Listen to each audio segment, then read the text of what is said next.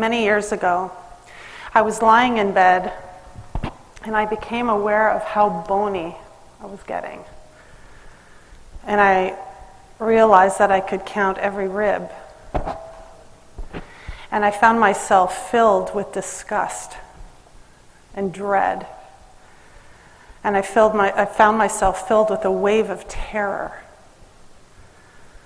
Went downstairs, popped a huge bowl of popcorn as a delivery mechanism for butter, and didn't stop eating until my bones didn't bother me anymore. I had no idea why I was feeling this terror. I didn't know where it was coming from.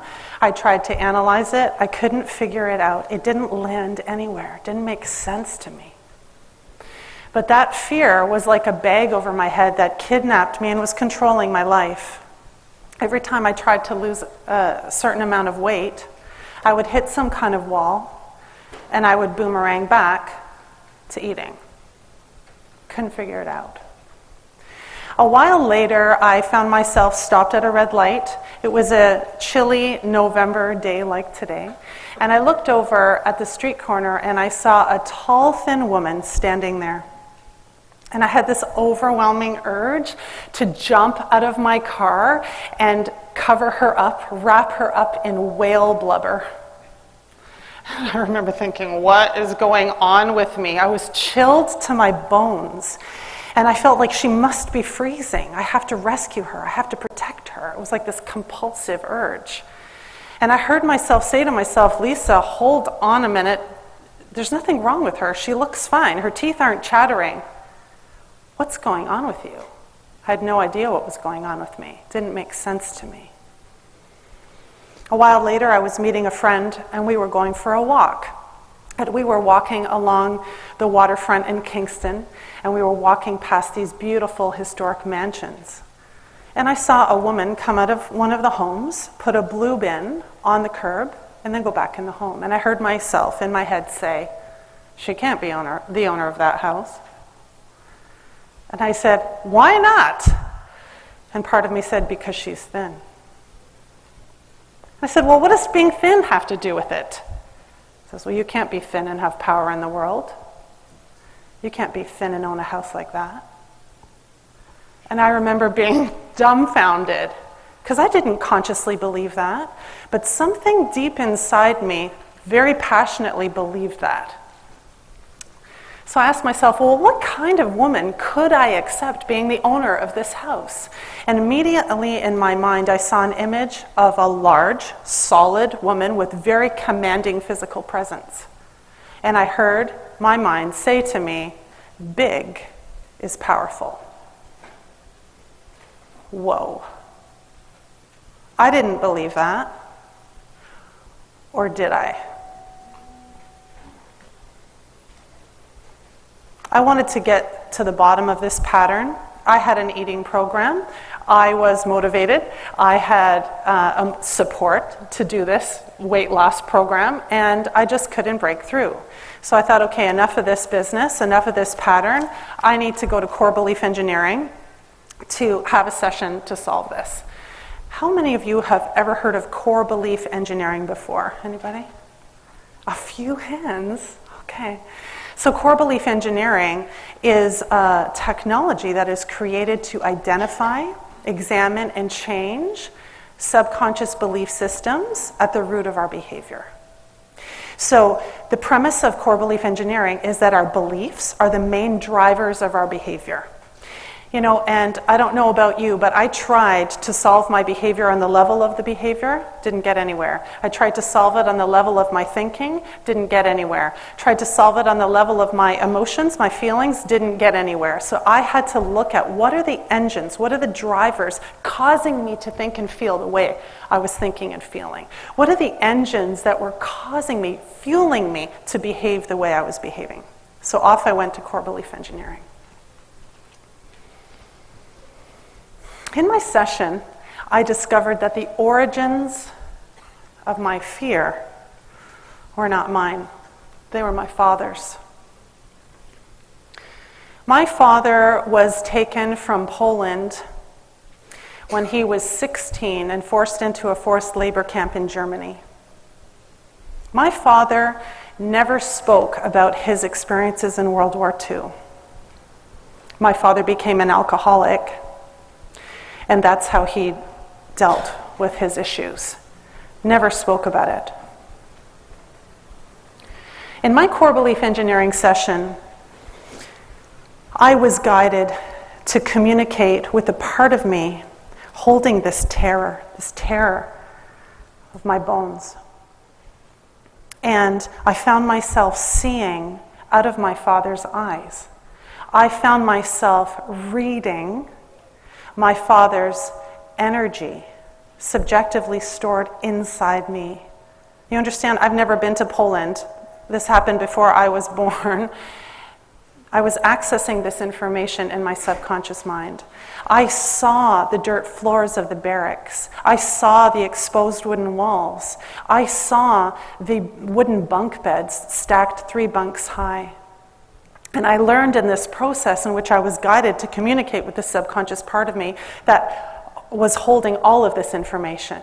Of course, beneath the level of my consciousness, all that information was here. The lady who was guiding me through this process simply was asking me questions, and I was reporting the responses I was getting. I learned in this session that if you were strong and you were a good worker, you were valued. Thank God my father was strong. If in that work camp you fell ill or couldn't work, you were useless, and you were treated as such.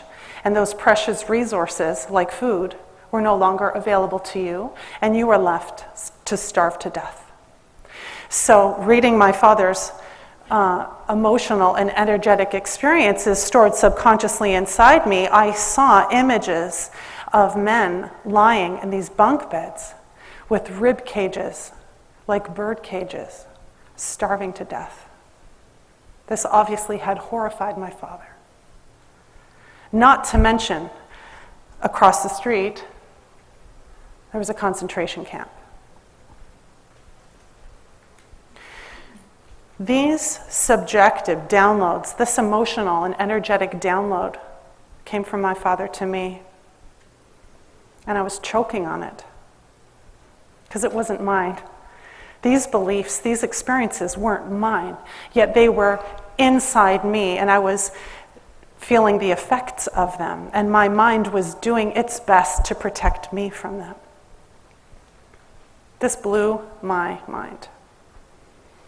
In session, I was able to obviously identify that these beliefs controlling my terror, my fear, were not mine, and my practitioner helped me re-engineer those beliefs. I was able to let go of the fear, and I was able to release the weight and keep it off.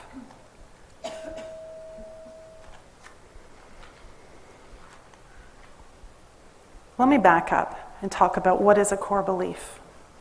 A core belief is your truth. They're premises, accepted with or without proof, that form the foundation on which we build our understanding of reality. So our core beliefs are like our foundation. How we perceive reality, how we perceive ourselves, how we perceive other people. They help us make sense of the past, and they help us predict the future. The kicker is, we don't know what our core beliefs are.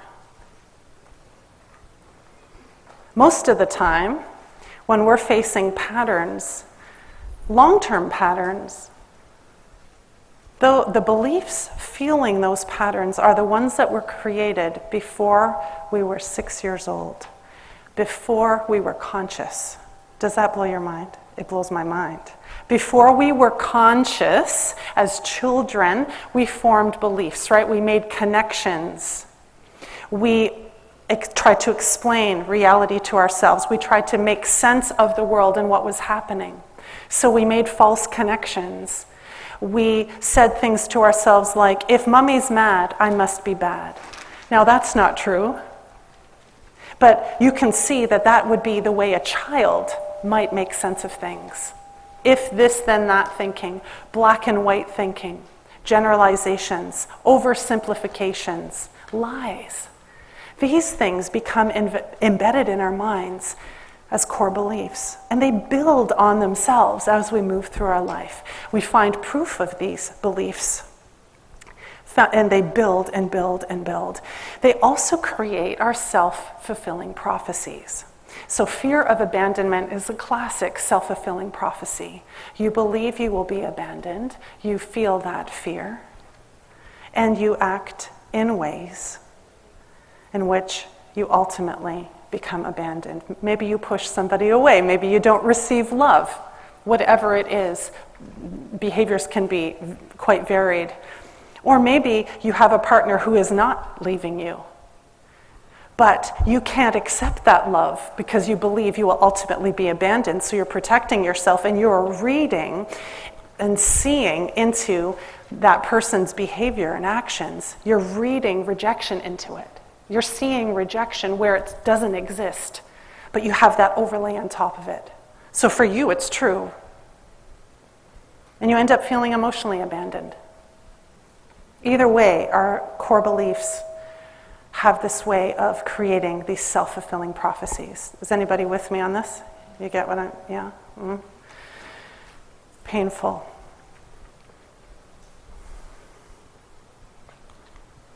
Hey.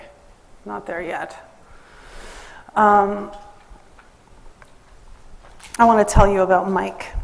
Mike is a CEO who came to see me. He's 45 years old, and he came to see me because every time he'd have to speak in front of groups, he'd get so nervous, like total anxiety.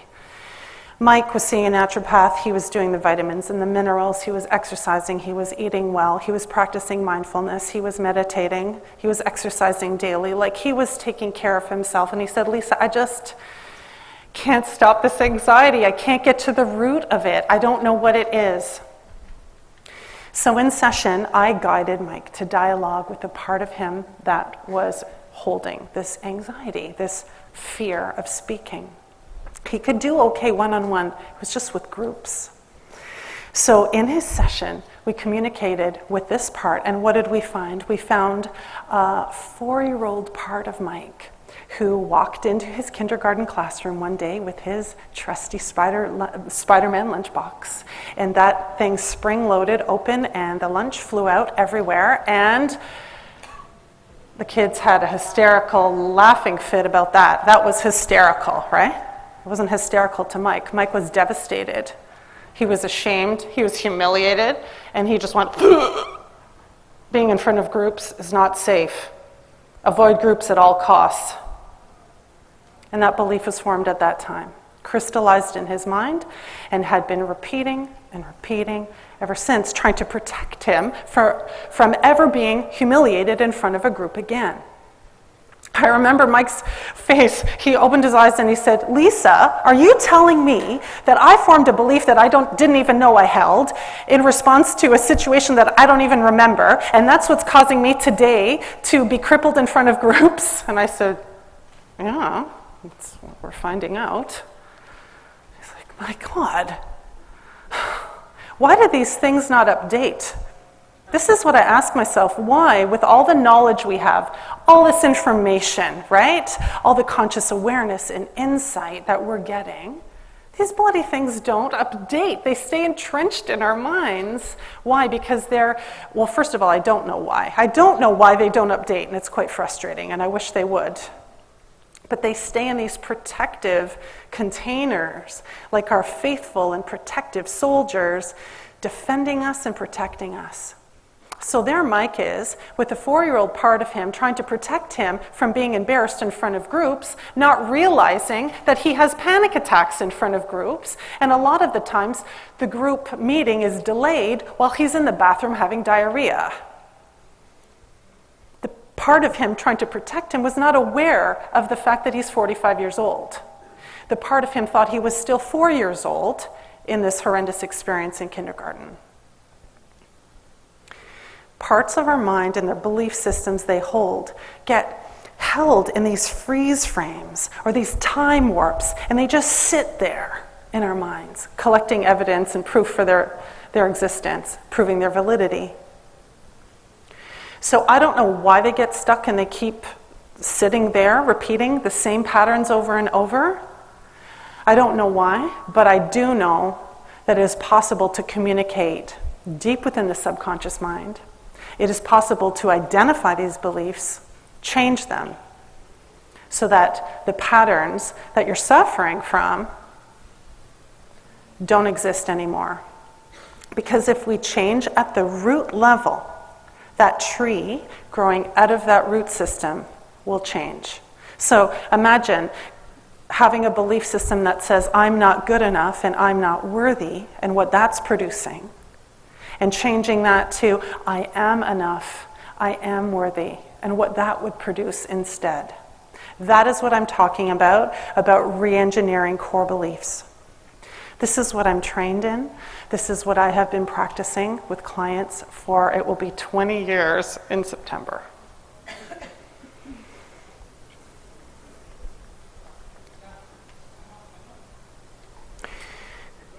Our core beliefs are like anchors. We get in our boat, we have a goal, we know what we want, and we row, right? We row, we put the power motor on, we try, we row, and we only get so far. We only get so far before we're pulled back. Or we're going forward, and it's like, have you ever driven your car with the parking brake on? It's like, not working. Some of us can pull that anchor behind us as we go forward. Some of us just get stopped and stuck and paralyzed. Our core beliefs can be crippling. I've spent the last 2 days speaking to you lovely people and having wonderful conversations in my booth. It's been lovely. I've been able to speak to people for like 15, 20, 30 minutes at a time. We have beautiful conversations. And I'm hearing the stories. Of how people want to advance in their career, but they just can't get farther. They get to a certain point and then something pulls them back, whether it's patterns of failure, or whether it's hitting a financial ceiling that keeps repeating, or whether it's self-doubt that's crippling us, that second-guessing self-doubt that just guts us. People are telling me over and over, I'm not living the life that I foresaw myself living. I could do and be so much more. What is holding me back? And my answer to that is, I don't know what is holding you back specifically, but I would like to find out what those core beliefs are. Each person is different, right? This is not a cookie-cutter approach. This is individualized, an individualized approach.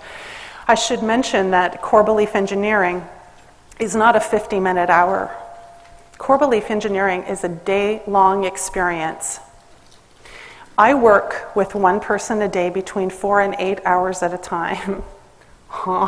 Six and a half hours is my average session. People are like, what? Like, yes, we take lunch, yes, we take breaks, yes, of course, we're humane. But we do work intensely deep in the mind for hours and hours and hours, because it takes something to change these anchors. It takes something to, first of all, go in there and identify them, and then look at them, and then free ourselves from them. There are certain steps or chapters within the process that I take people through.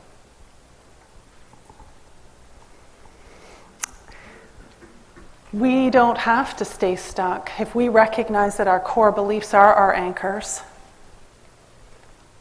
and we want to do something about that in this process, or this approach resonates with you, you don't have to stay stuck. You don't have to stay stuck gutting yourself with self-doubt. You don't have to stay stuck having the same damn argument with your partner over and over, circling around the issues that you never resolve because you're off into the dynamics of whatever else, and that leads to you feeling defeated and despair and going to bed crying silently to yourself because there again, you've never resolved the thing that you wanted to resolve. And there you go, next couple days, maybe you avoid each other, who knows, maybe stonewalling is involved, and you just go back to the same thing. You don't have to be doing that. You don't have to be swallowing down that bile of bitterness towards that resentment that you hold towards your ex, that you're dragging around, that's crippling your joy, crippling your ability to be creative and spontaneous and to have a full, loving, open heart.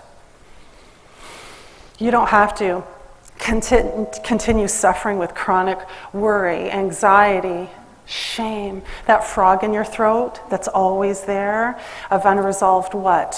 What is it? Hurt, pain, grief, shame.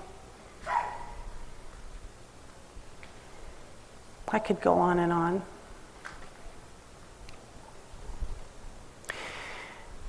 I thought awareness would be enough to solve my issues. So when I became aware of the fact that I was emotionally dysfunctional, when I was doing my master's degree, I was 22 at that time. I was a very good student. Wow, I was excelling. From here up, I was awesome. I could analyze, I could read, I could study, I could do it all. Emotionally, I was a complete train wreck, and what was most important to me in my life was having a loving relationship, and I was failing at that. I didn't believe I was worthy of love. Now, of course, I didn't know I believed that, but my behavior was showing that. I was pushing my partner away. I was deathly afraid of abandonment. I saw rejection everywhere. I was terrified of criticism. I was a perfectionist. I was a control freak. Shall I go on, right? You get what I'm trying to say? Compartmentalized. Part of me was excelling and working. Just like Mike, right? He's working. He's successful. People loved him. He did well. And by the way, he solved that. After his session, he was able to speak in front of groups. Forgot to mention that. Yes, core belief engineering is extremely effective. Extremely effective. We actually do the work and get results in the session. In the session. I asked some of my clients this week, what would you want these people sitting in the chair to know? And they told me two things. They said, one, they got to know that it works. Because I wouldn't have believed it. But tell them from me, it works. And I said, okay. And the other thing is, you've got to know, they said that you do the work within the session. There's no homework, there's no anything involved afterwards. We do the work in the session, and then you go into your life and you integrate the changes. I work once a month with people, not once a week, okay? So an average person would see, it's a case-by-case basis, but I book everybody 2 sessions, one now and then one a month later. So some people see me twice, some people see me 4 times. Rarely people see me 6 times, and I say rarely because it's a very effective approach, and things move very quickly when you're changing at the core level. Okay, when you're changing at the level of core beliefs, many things change. It's a very, very powerful approach in short term. So back to my compartmentalized mind. Part of me was excelling, part of me was going right off the cliff. And that's because the mind is a compartmentalization, right? You can love yourself and hate yourself at the same time. You can want to succeed and sabotage yourself at the same time, because our mind is so brilliant, it has compartmentalized itself into these compartments or units that hold their own core beliefs that are often in contradiction to others. Do you get what I'm saying here? Have you ever had that conflict within your own mind? Part of me feels one thing, part of me feels another thing. Maybe part of you is pulling you in this direction, part of you is pulling you in that direction, and you end up feeling pulled apart or maybe paralyzed or whatever. Stuck is the number one word people use for why they come to see me. Stuck. And the number one thing people are seeking? Peace. I want to feel peace. I want to feel peace of mind.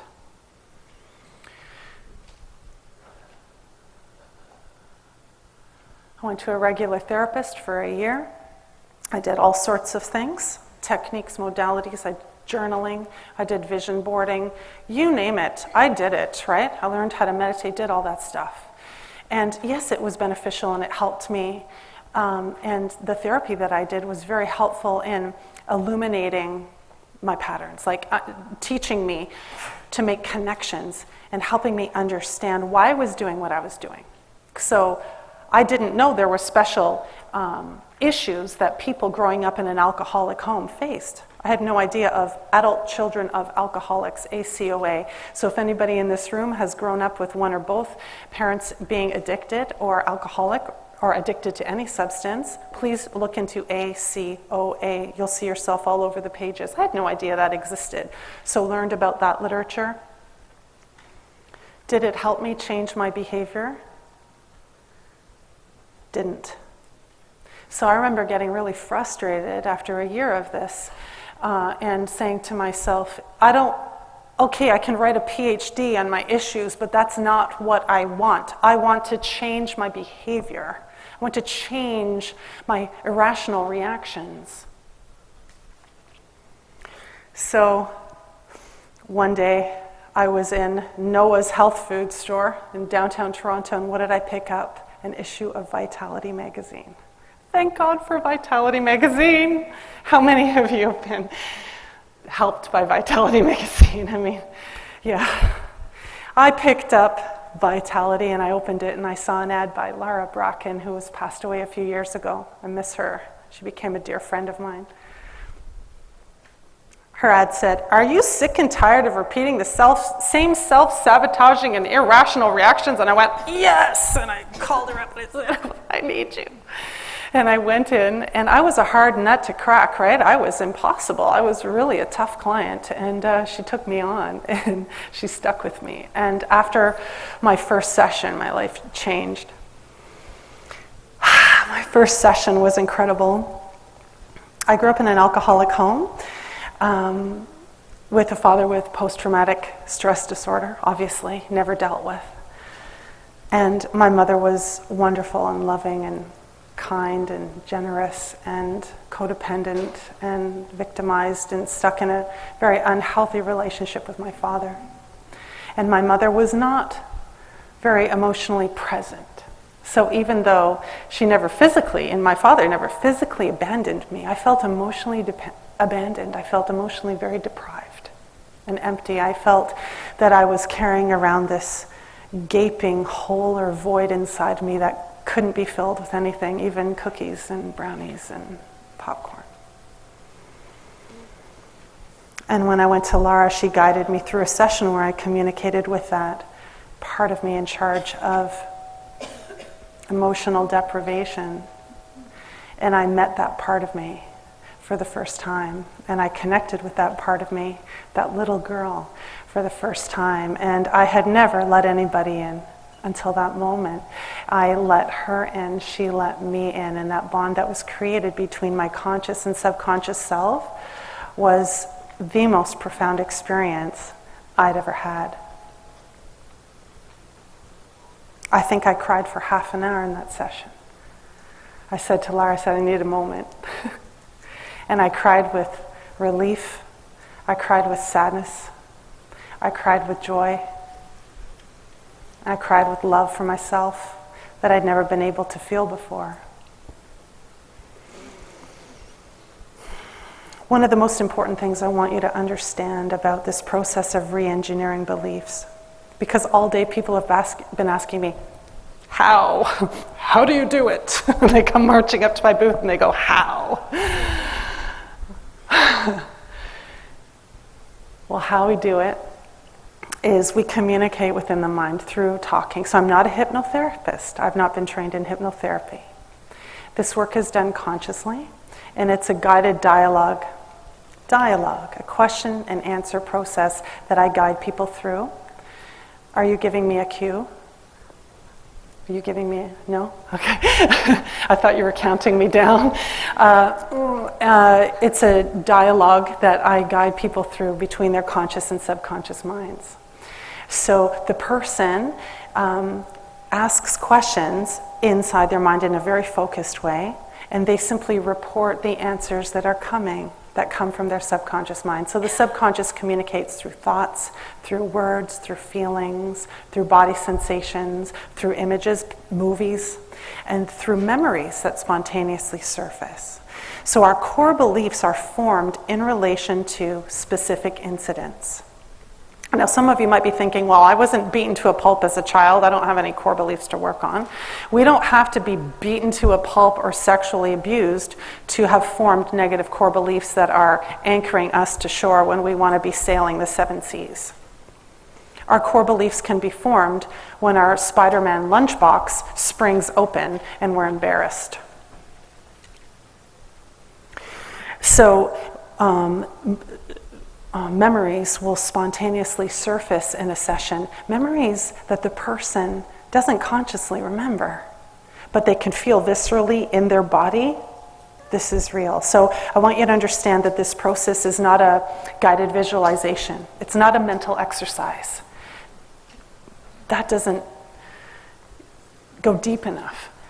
This process is an emotionally connected, dynamic, visceral experience where you're connecting with the guts of the beliefs. Do you know what I mean? You're connecting on an emotional level, and you feel inside yourself, this is true, this is real to me. You don't say, am I making this up? Is this really real?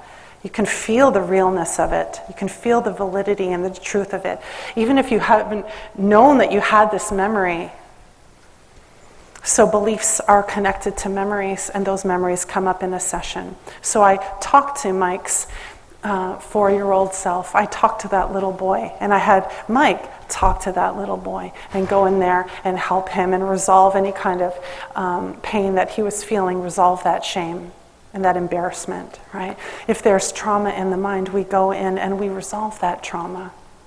Trauma gets stuck in the mind. It gets stuck in the container that I'm referring to as a part.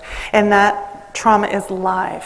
So if you can imagine, that experience it's like it's still happening live within ourselves, somewhere in our mind, in some compartment of our mind. It hasn't stopped. It's still happening. So we can actually go to that little self and help that self resolve, rescue that self, do whatever is needed to resolve that. We call it a memory resolution. So Anne came to see me. She was 52 years old, and for the 4th time she ended up in Emerge thinking she was dying of a heart attack, when actually it was a panic attack. And she said, enough of this. What is going on? So she came in, and I found a 5-year-old part of her trembling underneath the stairs.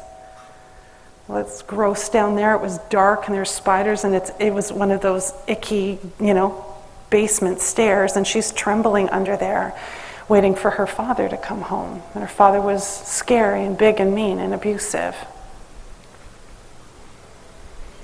5-year-old was still experiencing that. Her father had been dead for 25 years. That part hadn't updated.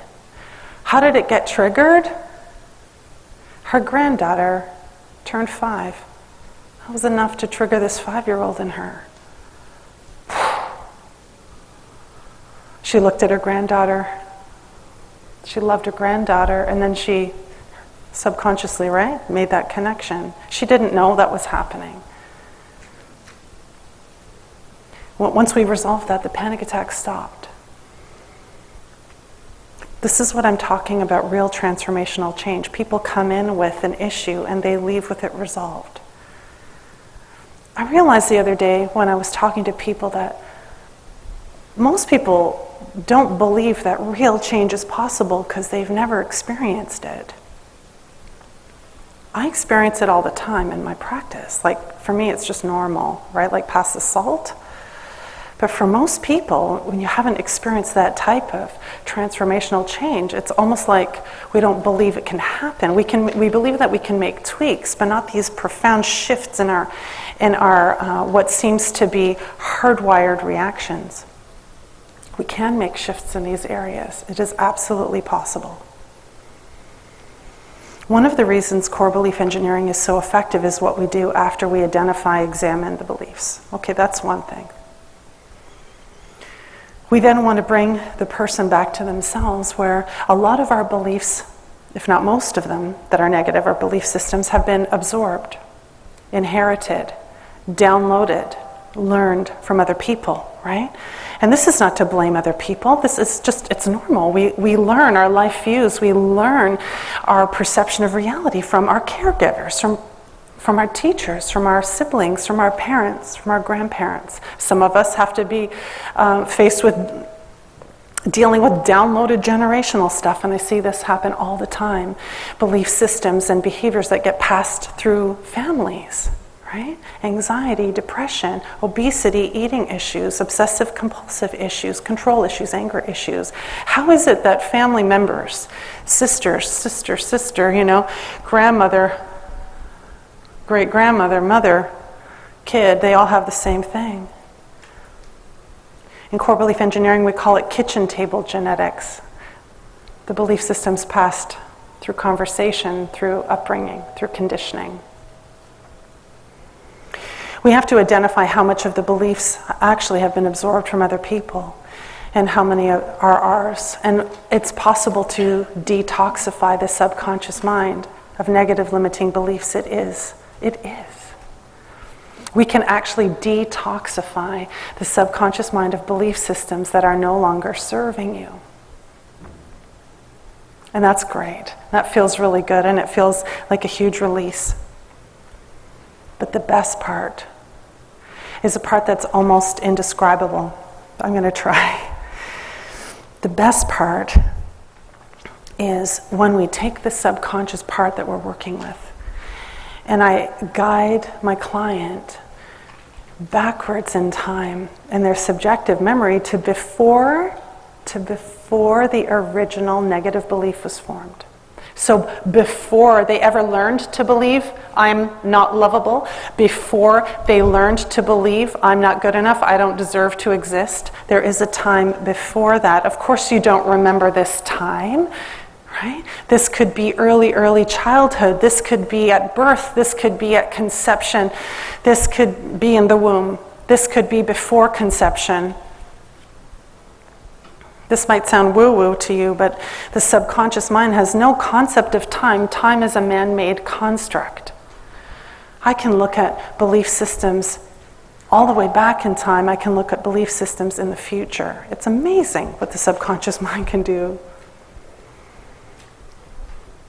When we take the part of the subconscious mind that we're working with, for instance, that believes I'm not worthy, and we go back before that belief was formed, we connect to a place of truth and knowing within ourselves. We connect deeply to a place of love, of belonging to self, of course worth, of not questioned love. I love me.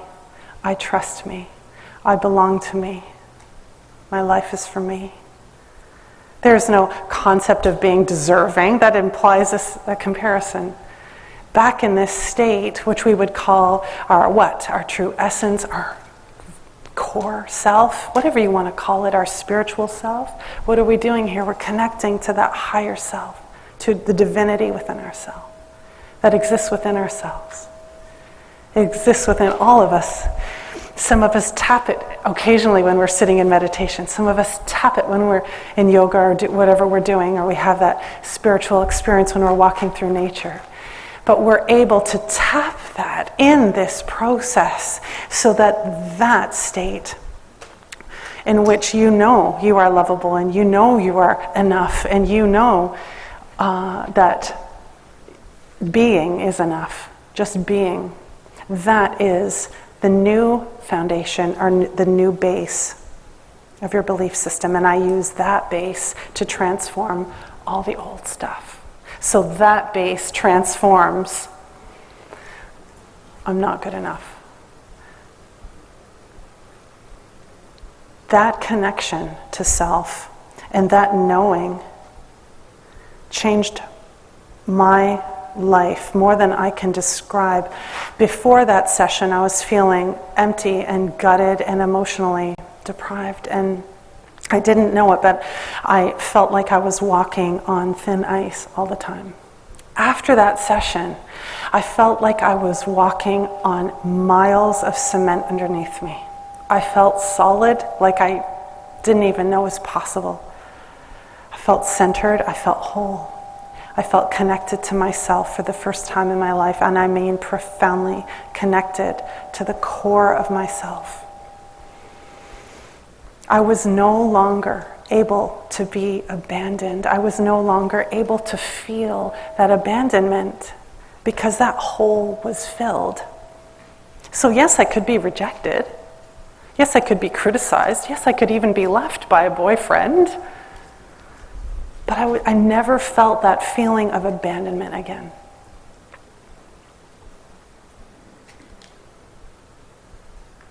This is possible.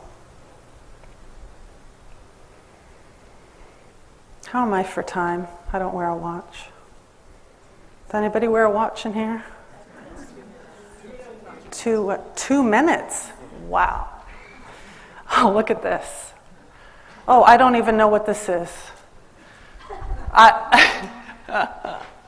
This is not where I was going. Here it is in my last 2 minutes. Somebody wonderful and brilliant said, maybe the journey isn't so much about becoming anything. Maybe it's about unbecoming everything that isn't really you. So you can be who you were meant to be in the first place. That is what I wish for you. Thank you.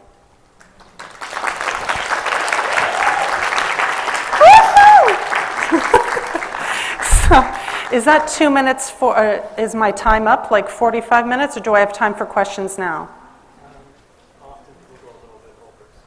Yeah, what time is it now? 3 o'clock. It's 3 o'clock. I've been talking for 45, I can just go all day. So I will take a couple questions, and then will you please follow me upstairs to my booth and we can have a powwow up there. Yes, miss? How did you find out if people didn't know what happened when they were 4 Yes. years old? How did you figure that out? How did I figure out what happened to those people when they were 4 or 5 years old if the person didn't know? I guided them to talk to their subconscious mind, and all of that information is held in there. So with the right questions, you can elicit this information. So all I did was ask some questions, and out comes a belief, and that's linked to a memory. And literally the memory will pop into the person's head. They'll go, oh my goodness, I remember, and then that memory will come out. So it's all linked in their mind. I just have to know the right questions to lovingly and gently bring that out. Good question. Yes? Can we change our core belief by positive affirmations? Can I change a core belief by positive affirmations? Excellent question. I'd say sometimes. Depends on the belief. It depends on what the belief is doing there. So, how many of you have had great success, let's say great success with positive affirmations? Anybody? And how many of you have had success with positive affirmations? How many of you have had like zip success with, that would have been me, right?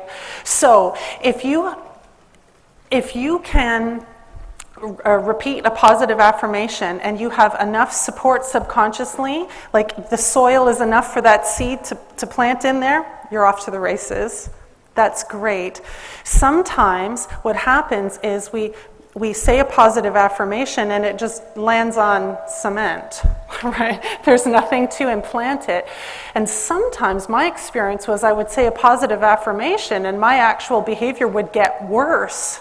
And say like, you're not gonna take me out. I'm going to arm myself and get even stronger.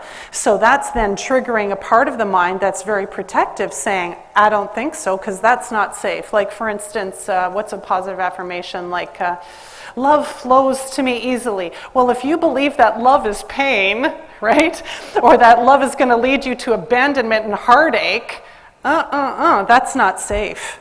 No, thank you, it says. And it says, I'm arming, guns out, ready to go. Okay, so sometimes, yes, if the soil is fertile and there's no resistance, absolutely. When affirmations bounce off or make things worse, that's an indicator that there's something subconscious going on in there that's holding you back or protecting you. Because the last thing I want to say is these parts of your mind are not trying to hurt you ever. They're always trying to help you or protect you in some way, even though they're ending up hurting you today. Does that answer your question? Sort of? Yes, thank you. I think I have to go. Yeah. Thank you. Please follow me upstairs to 68. Thank you very much. Thank you.